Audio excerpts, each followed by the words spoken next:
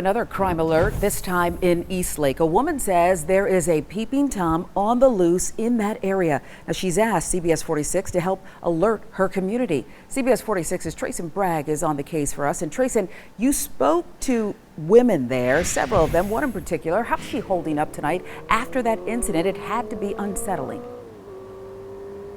Yes, well, the woman is very shaken up because she lives alone.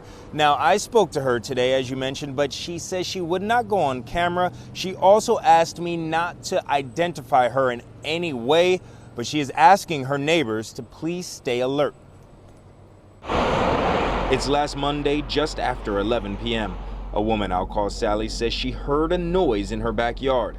She looked out the window and saw a man staring back at her. Oh, jeez. There are no lights in her backyard, so she couldn't see the man's face clearly.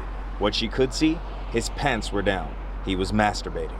Obviously a sick person to have that desire to be, it just, yuck.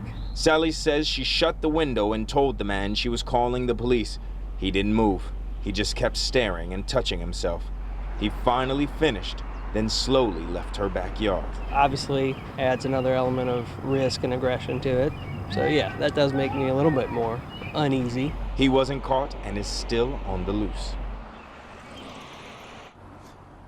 Now, Sally says that she wasn't able to get a good description of the man, but she does know that he is African American.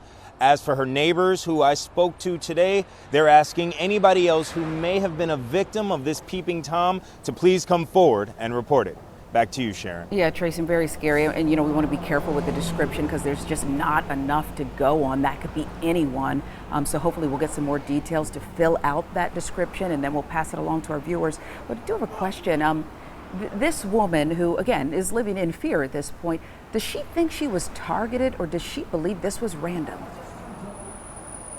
Well, honestly, she says that's what's scaring her even more. Right now, she's just unsure. Again, she lives alone, so she's not sure if he was following her, if he knew that, or as you mentioned, if it was just a random attack. So again, we'll have to keep asking questions to figure out those answers.